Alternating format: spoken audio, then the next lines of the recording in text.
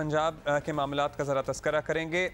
चौधरी परवेज़ इलाही के वज़ीर आला पंजाब बनते ही मुल्क का सबसे बड़ा सूबा एक बार फिर नई तकर्रियों और तबादलों की ज़द में है। CCPO Lahore, DG anti corruption Lahore Punjab को ओहदे से हटाया गया है। इनके अलावा ब्यूरोक्रेसी में भी ऐसी तब्दीलियाँ की जा रही हैं। आज इमरान खान लाहौर पहुँचेंगे। ज़राए बताते हैं कि पंजाब पर गिरफ्त मजबूत करने के लिए आज मज़ीद अहम फैसले मुतवक्के हैं। ऐसा सिर्फ सर्टनली बहुत कुछ प्लानिंग है इसके पीछे जिसके तहत ये सब कुछ हो रहा है।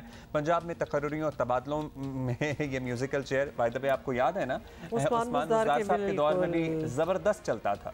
तो ये वहाँ की अब एक रवायत टाइप ही बन गई है। आपको ये भी बता दें कि हमजा शहबाज वज़ीर आला बने तो भी यही अमल दोहराया गया था और लगता है जो भी पंजाब के तख्त पर बैठता है उसकी सबसे ज़्यादा तवज्जो बस अपनी पसंद के अफसरान लाने पर ही होती है। आई एम सॉरी, ये तासुर जो है वो अब आना स्टार्ट हो गया है। आवाम की बेहतरी के लिए कुछ भी नहीं हो रहा। जिस तरह के कल हमने आपको DHA में एक खातून के किडनैपिंग और कार जैकिंग की आपको खबर दी थी, उसकी भी हम वैसे अपडेट लेंगे कि उसका क्या हुआ, क्योंकि पता यही चल रहा है कि पिछले कुछ दिनों में कोई 10-11 ऐसी वारदातें हो चुकी हैं। अच्छा जी, हकीकी आज़ादी हासिल करने के बाद इमरान खान अब लाहौर आएंगे और अपने वज़ीर आला को इंस्ट्रक्शंस देंगे। एक और भी इंटरेस्टिंग बात यह कि चौधरी परवेज़ इलाही साहब चूँकि स्पीकर थे, स्पीकर का कमरा उन्हें पसंद है क्योंकि वो कमरा बड़ा है, इसलिए उसी कमरे पे उन्होंने वज़ीर आला की तख्ती लगवा ली है। So he did not want to change his room. और अच्छा, साथ ही आपको बताते हैं कि सप्तान खान जिन पे by the way NAB case भी था, उनको स्पीकर तैनात कर दिया गया है पंजाब असेंबली। तो ये भी एक लेटेस्ट डेवलपमेंट है और हमें बताने के लिए हमें ज्वाइन कर रहे हैं हमारे साथ मौजूद हैं ब्यूरो चीफ जियो न्यूज़ लाहौर रईस अंसारी साहब। रईस अंसारी साहब, ज़रा बताइएगा कौन कौन आ रहा है, कौन कौन जा रहा है। परवेज़ इलाही साहब के बड़े करीब हैं, आपको पता ही है, लाहौर में तो सब जानते हैं। भट्टी साहब ग़ालिबन उनको भी कोई ओहदा दिया गया है और खान साहब आज लाहौर पहुंच भी रहे हैं, तो क्या क्या हम एक्सपेक्ट करें?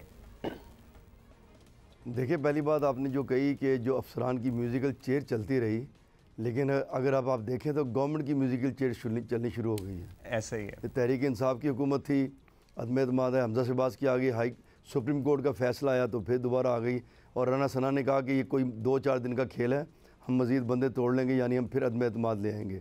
इतनी जल्दी अफसरान चेंज नहीं हो रहे जितनी जल्दी हुकूमतें चेंज हो रही हैं। तो इस्तेकाम किस तरह आएगा आप सबके सामने। अब जिस तरह आपने भी बात की कि भट्टी साहब की भी, तो अंडरस्टूड है, जब नया वज़ीर आला आता है तो अपनी टीम लेकर आता है।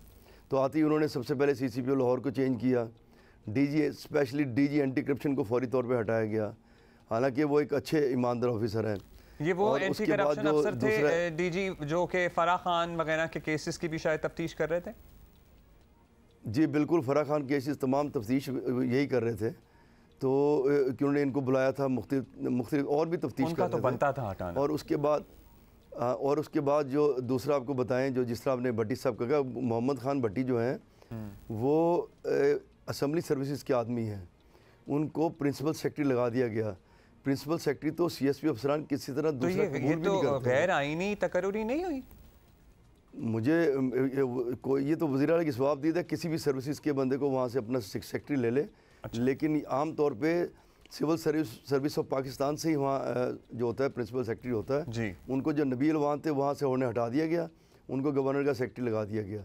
इसी तरह कल चार्ज दे दिया गया, जो सेक्रेटरी ज़राअत हैं उनको एंटी करप्शन का चार्ज दे दिया गया। तबादले तो इसी तरह होंगे जिस तरह होते रहे हैं। और लेकिन देखिए, जो आपने बात की ना कुछ क्राइम की भी, तो किसी चीज़ में ठहराव तो होना चाहिए ना। इस वक्त जो है, इस वक्त जो IG नए हैं, जो नए IG आए हैं अपना फैसल शाहकार, एक ईमानदार प्रोफेशनल अच्छे ऑफिसर हैं। लेकिन पिछले IG भी बड़े अच्छे ऑफिसर थे। पिछले IG और चीफ सेक्रेटरी ने पहले ही लिख कर दे दिया था कि हमें तब्दील कर दिया जाए, उसमें IG तब्दील हो गए। अब देखें, चीफ सेक्रेटरी भी मेरे ख्याल तब्दील हो जाएंगे। और जिस तरह सुप्रीम कोर्ट ने ऑर्डर दिया कि जो भी तकर्रियाँ की हैं वो कालादम करार दे दी हैं, लेकिन IG की अपॉइंटमेंट तो चीफ मिनिस्टर नहीं करता, वज़ीर आला नहीं करता, वो रिकमेंडेशन नहीं होती है, वो सेंटर। अच्छा, वो असद उमर ने एक लिस्ट भी बनाई हुई थी, आपको याद है रईस साहब, जिन अफसरान को शायद इबरत का निशाना बनाना है शहबाज गिल के कहने पे, वो लिस्ट भी है कोई? जी, वो लिस्ट जो सबसे पहले तो उनकी जो हिट लिस्ट पे थे वो IG थे, फिर उनकी हिट लिस्ट पे वो CCPO थे, क्योंकि उस वक्त जो IG एक्ट कर रहे थे अंदर असम्बली के अंदर, तो उस वक्त CCPO भी वहीं मौजूद थे, DIGs भी वहीं मौजूद थे। तो उन्होंने लिस्ट तो बनाई हुई है, जिस तरह ये DG एंटी करप्शन चले गए हैं, इस तरह और भी लिस्ट बनाई गई है। दूसरे जो आपने भी बात की, इमरान खान आ रहे हैं, आज बैठेंगे, इमरान खान आएंगे, लेकिन इसमें थोड़ी सी मैं आपको एक वजाहत करता चलूँ कि जब ये वज़ीर आला बनाया जा रहा था PDM की तरफ से परवेज़ इलाही को, और रात को बाकायदा जो टीम गई नून लीग की, उन्होंने मुबारकबाद दी, दुआए खैर हुई, और रात 12 बजे आसिफ जरदारी को जाके शुक्रिया करके आए परवेज़ इलाही।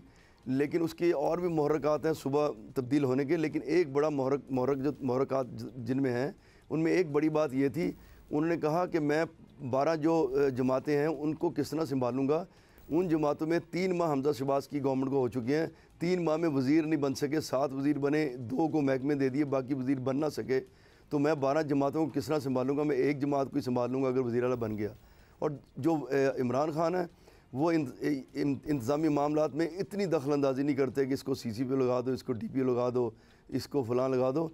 तो यहाँ पर वो एक ये कह सकते हैं कि जब आए हैं तो एक इंतज़ामी तौर पे इंतज़ामिया के लिए जो उनके इख्तियारात हैं वो ज़्यादा मजबूत हैं। नहीं तो इमरान खान, मैं हैरान हूँ इस पे, हम भी इमरान खान दखल अंदाजी नहीं करते, CCPO लगा दो, तो इतने फिर चेंज क्यों होते रहे उस्मान बुज़दार साहब की हुकूमत में? उनके दौर में तो बहुत चेंज हुए फिर तो लोग उनके दौर में, तो फिर कौन करता था? इमरान खान ये कहता हटा दो, मैं बता, वो दखल अंदाजी ये करते थे कि जब कोई वाक़या एक हुआ, थोड़ा सा रिपोर्ट हुआ, वो कहते हैं IG क्या कर रहा है भाई, क्या CCPO क्या कर रहा है, इसको हटाओ, बस वो इनका ये मामला था। वही नहीं, मतलब ये नहीं वो हटाने की बात करते थे, लगाने मेरे की बात कहने का मतलब है वो किसी को स्पेसिफिक नाम नहीं देते कि इसको लगा दिया जाए। वो जिस तरह एक CCPO लाहौर लगाया गया था, बड़ा इमरान खान ने नाम भी लिया, तो वो कहने पे किसी ऑफिसर के उन्होंने नाम लिया था, वो खुद पिन पॉइंट करके ऑफिसर नहीं लगवाते। बाकी DCs वगैरह तो मुबैना तौर पर फराह खान साहब शायद लगवाती थी। अच्छा anyway, जो उन्होंने ये भी आपने बड़ी बात की, मैं आपको इसका जवाब दे, जो फराह खान ने पिछले दौर में जब लगाए गए थे तो कुछ लोग उनके नाम से तब्दील कर दिए गए, जबकि उन्होंने तब्दील नहीं करवाए थे, और जो उन्होंने तब्दील करवाए थे वो लाहौर में मौजूद थे और अच्छी पोस्टों पे मौजूद रहे हैं। ऐसी कोई बात नहीं, जो उन्होंने लगवाए थे वो हमजा शहबाज के दौर में भी अच्छी ओहदों पे रहे हैं। अच्छा, वो रहे जो जिनको हटाना चाहते थे उनको वो उसका फराह का नाम डाल के उसको हटा देते थे। वो मेरे इल्म में है जितने अफसरान उसने लगवाए थे, क्योंकि आपको पता है मैं इसकी स्टोरी के पीछे सबसे ज़्यादा रहा था। जी। तो इतने भी वास्त ये नहीं था कि हर बंदा वो लगवाती थी, जितने लगवाए थे वो जोरदार लोग हैं, वो पहले भी बैठे रहे, वो बाद में बैठे रहे। अच्छा रईस साहब, मूविंग ऑन, ये फराग होगी वाला इंटरेस्टिंग पार्ट है, लेकिन मेरा ख्याल है अब उनकी भी ओपनिंग होगी, अब वो वापस आ ही जाएंगी तो तब बात करेंगे। Back in the business। लेकिन इस वक्त ऑब्वियसली खान साहब जो है आज उनका लाहौर का दौरा होगा और नॉमिनेशंस में उन्होंने सिप्तान खान और वासिफ कयूम को स्पीकर, डिप्टी स्पीकर के लिए के नाम दिए हैं, तो क्या और तकरीरियाँ हम एक्सपेक्ट करें, एक्टिविटीज़ क्या होंगी खान साहब की, आज क्या होने वाला है? देखिए सबसे बड़ी जो एक्टिविटीज़ हैं वो एक तो अपना परवेज़ इलाही से मिलेंगे और जो भी मामलात पंजाब के हैं जो इमरान से मुतल्लिक़ हैं उसको डिस्कस करेंगे। लेकिन उसमें जिस तरह सिप्तान खान को और वासिक कयूम को उन्होंने अभी नामज़द किया है, तो जो मेरे ज़रा ये कहते हैं कि अभी वो वज़ीर जो है ना, वज़ीर डिस्कस ज़रूर करेंगे, लेकिन मेरे ख़्याल में स्पीकर और डिप्टी स्पीकर की तैनाती से पहले वो शायद वजारतें शायद अनाउंस ना करें, क्योंकि इस तरह धड़ेबाजी बन जाती है, फिर नाराज़गियाँ बन जाती हैं, क्योंकि ये खुफिया वोट है, इसमें उन्हें हो सकता है इसमें उन्हें फिर मसलों का सामना भी करना पड़े। और ज़्यादातर जो है कुछ ऐसे मामलात हैं जिस तरह हेल्थ कार्ड के मामलात हैं, जिस तरह जो हॉस्पिटल्स बन रहे थे जो वो कहाँ तक बने, हेल्थ कार्ड है, और जो वज़ीरों के नाम हैं उनमें सबको पता है कुछ पुराने वज़ीर यास्मीन राशिद है, मियां असलम इकबाल है, महमूद रशीद हैं, अपना ज़ैन कुरैशी भी नए लोगों में आएंगे, तो ज़्यादातर 15-16 तो वो वज़ीर लिए जाएंगे। बुज़दार साहब को कुछ मिलेगा इस दफ़ा? मेरा ख्याल बुज़दार साहब को कुछ भी नहीं मिलेगा, वो एज ए MP ही एक्ट करेंगे। अच्छा रईस साहब, मुझे बताइए कि एक काफ़ी चीज़ सोशल मीडिया पे गर्दिश कर रही है, आप तो ऑन ग्राउंड शायद हकीकत हाल से वाकिफ़ हों, ये लंगर खाने और शेल्टर होम्स सैलानी वाले चलाते थे, ऑल तो पंजाब गवर्नमेंट का हुकूमत में इमरान खान साहब का इनिशिएटिव था, लेकिन उन्होंने सैलानी वेलफेयर ट्रस्ट को इसकी जिम्मेदारी दी हुई थी। तो ये जो है बात कि जी इमरान खान साहब ने आते ही लंगर खाने दोबारा खोलने की इंस्ट्रक्शंस दे दी, तो क्या ये लंगर खाने बंद हो गए थे? नहीं, लंगर खाने भी देखे सैलानी वाले लंगर खाने चला रहे थे, वो बीच में थोड़े से बंद ज़रूर हुए थे, लेकिन जो लंगर खाने और सैलानी के अलावा जिस तरह एप्टमा के हैं गौर साहब वो चला रहे थे, कुछ और भी लोग थे जिन्होंने जिम्मेदारी ली हुई थी, तो वो लंगर खाने उस तरह चल रहे थे। दरमियान में रेलवे स्टेशन का शायद बंद हुआ था, तो जिस तरह आपने बात की तो लाहौर में जिस तरह मैंने हेल्थ कार्ड की बात की, लंगर खाने भी उनका मेन इशू है, क्योंकि ये उनकी जो कह लें जो ये बनाए गए थे लंगर खाने उनकी अहलिया के कहने पर बनाए गए थे, तो इसमें वो टची भी हैं और इसमें लोगों को फ़ायदा भी होता है। ये सैलानी के साथ साथ बिल्कुल बंद होने नहीं चाहिए थे ये, अगर तो हुए थे। वैसे मिफ्ता साहब कहते हैं कि बंद नहीं हुए थे।